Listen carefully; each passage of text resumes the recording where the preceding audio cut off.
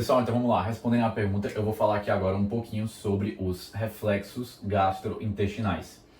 Antes de falar deles propriamente ditos, eu vou precisar revisar uma coisa que eu falei lá na primeira aula, então eu vou revisar, passar mais rápido, mas quem precisar ver com mais calma, é só voltar lá na primeira aula, mais falando da parte digestiva, né? Que é revisar como se dá o controle do trato digestório. Então, basicamente, a gente pode resumir, eu já citei isso em outros momentos, mas que se dá por meio de dois controles, o controle nervoso e o controle hormonal, basicamente. E eu queria aqui revisar rapidamente como que se dá esse controle nervoso. Então, até falei uma aula, mas só recapitulando, o nosso intestino, geralmente, quem nunca já ouviu essa frase, né, também é chamado muitas vezes do segundo cérebro, porque a gente encontra na própria parede do intestino uma abundância muito grande de fibras nervosas. Então a gente tem aqui um controle nervoso muito importante quando a gente está falando do trato digestório. Esse controle nervoso pelo sistema nervoso, o sistema nervoso que controla o trato digestório, se divide, os autores descrevem em dois principais, que seria o sistema nervoso entérico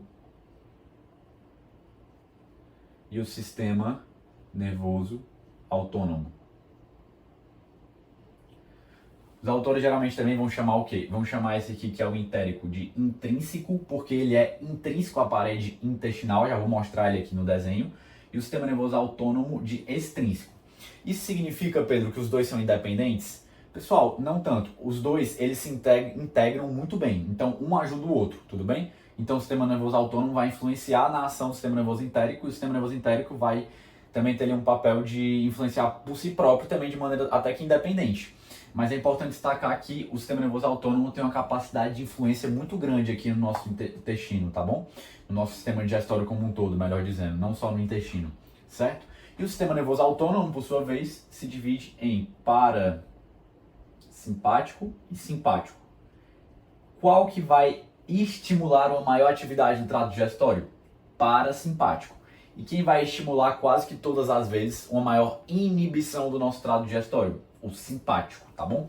Só pensar, né? Luta e fuga, aquela coisa toda, né? Luta e fuga, mais noradrenalina, adrenalina, o simpático mais ativado não é um momento que a gente espera muito porque a pessoa vai querer ir no banheiro, né? Pegando aqui essa ideia do próprio trato digestório. Então vale essa brincadeira aqui só para ajudar vocês a lembrarem, né? Então quando a gente está luta e fuga, geralmente tem uma ativação maior do sistema simpático e consequentemente uma maior inibição. Quando acabou a luta e fuga, a pessoa está mais relaxando, descansando, aí eu aumento a atividade do parasimpático e, consequentemente, aumento do estímulo para que o nosso trato digestório passe a funcionar mais. Mas vamos lá. E o que seria esse o que seria esse sistema nervoso entérico, Pedro? Vou pintar ele aqui de azul, já mostrei a estrutura em outra aula, mas só recapitulando. A gente tem aqui na camada da submucosa, né? Que estaria aqui entre a camada da mucosa, da muscular externa. A gente teria aqui, vou pintar de azul. Vai ficar meio ruim de ver o azul porque vai misturar com o preto, né? Mas a gente teria aqui de azul, pronto, assim ficou melhor. O plexo, que a gente chama de plexo submucoso. Faz todo sentido, né? Porque ele está abaixo da camada mucosa. O plexo submucoso, pessoal, o que é um plexo, né? Para definir isso para vocês também. Um plexo é um conjunto ali de fibras nervosas, tá? Assim, é uma definição bem simples, mas é um conjunto ali, um conglomerado de fibras nervosas. Então, o plexo submucoso vai ter principalmente duas funções. Regular a própria secreção, que vai acontecer aqui para o lúmen, né, de diferentes substâncias, enfim. E também a irrigação sanguínea. Então, aqui na camada submucosa passam diversos vasos, né? Se eu fosse pintar aqui de vermelho, uns vasozinhos. E o plexo submucoso também regula isso. E além disso, essa camada aqui da muscular da mucosa, né, que eu pintei aqui esse traço vermelho aqui rapidamente, também pode ter sua regulação feita pelo plexo submucoso, ok? Para além do plexo submucoso, aqui na camada da muscular externa, entre a circular interna e a longitudinal externa, lembram? A gente vai ter aqui o quê? A gente vai ter o plexo mioentérico. O plexo mioentérico e o plexo submucoso, os dois juntos compõem o sistema nervoso entérico, tudo bem? E o plexo submucoso e o plexo mioentérico, por sua vez, estão justamente muito correlacionados, muito concatenados, vamos pensar assim, articulados também com o sistema nervoso autônomo. Na sua subdivisão do parasimpático estamos falando de estimulação, e na sua subdivisão de simpático, se a gente está falando de uma maior inibição, tudo bem? O plexo mioentérico e o submucoso têm a capacidade de funcionar de maneira mais independente? Tem, mas há essa articulação com o próprio sistema nervoso autônomo, certo? Alguns autores chamariam aqui de quê? Da porção mais extrínseca, quando a gente está falando de sistema nervoso autônomo, e intrínseca, quando a gente está falando de sistema nervoso entérico, pois o sistema nervoso entérico está intrínseco à própria parede do trato digestório. Tudo bem? Fiz toda essa apresentação porque agora os reflexos gastrointestinais vão ficar um pouco mais fáceis de ser compreendidos. Então vamos nessa. Geralmente, os autores também citam, o Guyton especialmente, 3 principais tipos de reflexos gastrointestinais. Os reflexos gastrointestinais, antes de descrevê-los, são o quê? São reflexos, vamos pensar assim, comunicações, certo? Comunicações que ocorrem no nosso trato digestório, entre determinadas partes e outras, podendo ser partes mais próximas, como o duodeno e o estômago, já vou exemplificar com isso, mas também podendo ser partes mais distantes. Ainda não citei tanto sobre o intestino grosso, é tema mais da próxima aula, mas também pode ter o reflexo gastrocólico, por exemplo, que é o estômago até o intestino grosso, certo? Os reflexos gastrointestinais são essas comunicações que há entre as diferentes porções do nosso trato digestório.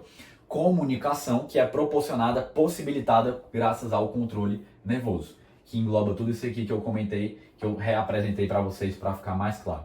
Então vamos aqui agora falar dos tipos mais específicos. Geralmente citam que há o próprio reflexo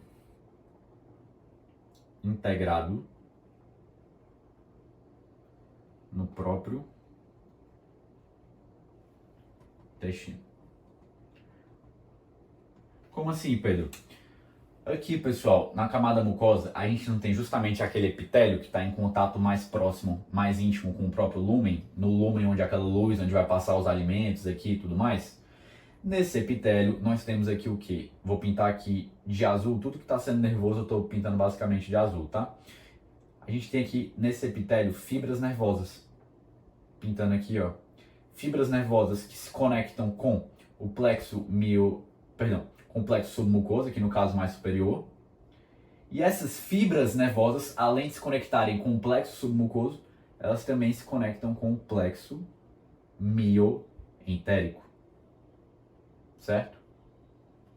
Então, já há uma relação com as próprias fibras nervosas. Vou puxar aqui uma seta e descrevê-las. Fibras nervosas aferentes porque faz essa aferência, né? Essa parte mais sensitiva de receber os estímulos, tudo bem? Essa parte mais sensorial. Já há um contato dessas fibras nervosas aqui aferentes com os próprios plexos que compõem o sistema nervoso entérico, o plexo submucoso e o plexo mioentérico. E já a partir dessa recepção aqui dos estímulos, já pode haver um controle desses plexos para exercer suas funções. Então, para citar já um aqui, detalhe, será a relação com os próprios plexos que estão ali necessariamente vizinhos? Não. A gente pode ter essas fibras aqui atuando em plexos mioentéricos e submucosos mais distantes. Então a gente pode ter fibras nervosas ali sensitivas do nosso duodeno, por exemplo, que já atuam, já transmitem sinais para os plexos mioentéricos submucosos do estômago. E é o exemplo que eu queria dar para vocês. Lembra quando eu falei na própria parte do esvaziamento gástrico, mais no começo da aula, que se o meu duodeno começa a dilatar, há um estímulo nervoso, também há toda a parte hormonal, tudo bem, mas também há um estímulo nervoso para o meu estômago começar a esvaziar menos, porque já está demais ali no duodeno, já está muita coisa. E isso pode ser justamente um exemplo do quê? Um exemplo desse reflexo mais integrado. Então as fibras aferentes, as fibras sensitivas ali, nervosas que estão no meu duodeno, podem estar ali nervando o quê? O epitélio, e elas levam esse sinal sensitivo para os plexos submucoso e mioentérico, ou seja, para o sistema nervoso entérico, também do próprio estômago, regulando assim uma parte mais integrada no próprio intestino. Beleza, exemplifiquei, acho que já ficou mais claro essa parte daqui. Isso eu dei o exemplo do duodeno e estômago, mas também poderia dar outros exemplos. É que é só para exemplificar esse princípio para vocês. Segundo tipo de reflexo que geralmente os autores citam, reflexo vou botar da mucosa para ficar mais específico, da mucosa, né, das células aqui, para gânglios pré-vertebrais e volta para o intestino. Então, para exemplificar isso daqui, é como se fosse um caminho, pessoal, tá bom? Então é um caminho que vai para um lugar e depois dá a volta e volta para o mesmo lugar ou para outro lugar. Então vou exemplificar aqui para vocês. Vou pegar meio que essa mesma ideia do duodeno, tá certo? E do estômago para exemplificar. Então digamos que aqui a gente está mais na própria camada mucosa, a gente está aqui na região do duodeno, tudo bem? Então a gente tem aqui as fibras nervosas do duodeno, certo? E aquele mesmo exemplo, chegou aqui muito alimento, começou a dilatar muito o duodeno, essas fibras nervosas aqui, essas fibras aferentes, começam a captar isso, receber esse sinal, e elas vão fazer um caminho. Nesse caminho, elas vão até uma região que são os gânglios pré-vertebrais. Os gânglios pré-vertebrais, não cabe para desenhar, mas os gânglios pré-vertebrais são estruturas que ficam localizadas ali próximo das próprias vértebras, da coluna vertebral, próximos à medula. Mas a gente ainda não chegou na medula propriamente dita, a gente está ali só nas adjacências, nas proximidades. E esses gânglios pré-vertebrais, por sua vez, podem dar origem a outras fibras, que estão aqui ao local, né, os gânglios. Então chega aqui essas fibras sensitivas nos gânglios. Aqui a gente vai ter fibras pós-ganglionares. E essas, por sua vez, vão voltar aqui para o nosso próprio trato digestório. Vamos sair aqui um pouquinho da região do duodeno. Essas fibras, digamos que retornam para onde? Para o estômago, que é o exemplo que eu quero dar. Então, digamos que aqui são fibras pós-ganglionares simpáticas, mais inibitórias. Já que o sistema nervoso simpático está mais associado com o quê? Com uma inibição do trato digestório. Então, essas fibras sensitivas estavam lá no meu duodeno. No duodeno, elas captaram que ele está distendendo muito. Levaram essas fibras, foram vindo até chegar nos gânglios pré-vertebrais. Nos gânglios pré-vertebrais, que estão localizados mais ou menos na adjacência aqui da coluna própria vertebral, né, das vértebras da medula, mas não estão na medula propriamente ditas, levaram o sinal agora para as fibras pós-ganglionares simpáticas, por exemplo. E essas voltaram para o trato digestório e chegaram ali aonde? Chegaram na região mais do estômago. E inervando ali o estômago, começaram a inibir mais ele, para que ele esvaziasse menos. Então aqui é um exemplo desse reflexo, desse caminho aqui. Então eu quero que vocês pensem, vocês guardem essa ideia de reflexo como uma comunicação, tudo bem? Uma comunicação que há entre diferentes estruturas. Sempre uma comunicação, como estamos falando de reflexo, uma comunicação dependente de, lógico, fibras nervosas. O terceiro e último que os autores geralmente citam são reflexos da mucosa, né? Mucosa barra intestino. Essa região aqui das fibras aferentes, fibras nervosas sensitivas, né? Acho que isso ficou claro. Para medula barra tronco encefálico e volta para intestino. Então aqui acho que já ficou bom de exemplos, acho que já deu para clarear um pouco essa parte da comunicação, vou falar um pouquinho mais rápido. Mas são reflexos que vão se dar justamente graças a essas fibras aqui, certo? Então são fibras sensitivas, fibras aferentes, que vão receber um determinado estímulo. Eu dei várias vezes o exemplo da distensão, mas para não deixar passar batido, citar outros. Pode ser uma irritação, pode ser uma irritação que gera dor ali local, pode ser também a própria questão do pH, pode ser a questão dos nutrientes que estão ali presentes, maior abundância ou menos. Diferentes estímulos, pessoal. Aí basta imaginar justamente os diferentes estímulos que podem haver aqui, tudo bem?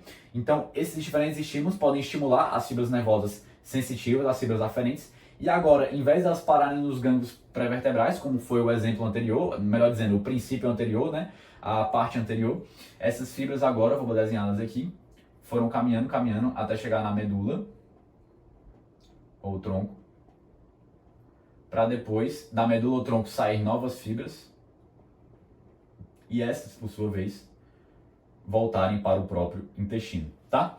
Então aqui um caminho, geralmente, novamente um ciclo mesmo, né? Só que agora, ao invés de passar gânglios pré-vertebrais, estamos falando de medula ou tronco encefálico. Depois volta para o próprio intestino, tá certo? Princípios básicos, eu não queria focar tanto nos caminhos que fazem anatômicos propriamente ditos. Então, os próprios autores citam muito nervos vagos, o nervo vago, né? Quando a gente está falando mais da parte superior. E também nervos esplâncnicos, né? Enfim, pélvicos, etc. Não quero entrar muito nisso. Só lembrar que o nervo é nada mais nada menos do que aquela coisa que está carregando um monte de fibras nervosas. Aquele caminho que carrega um monte de fibras nervosas. Isso é o nervo, né?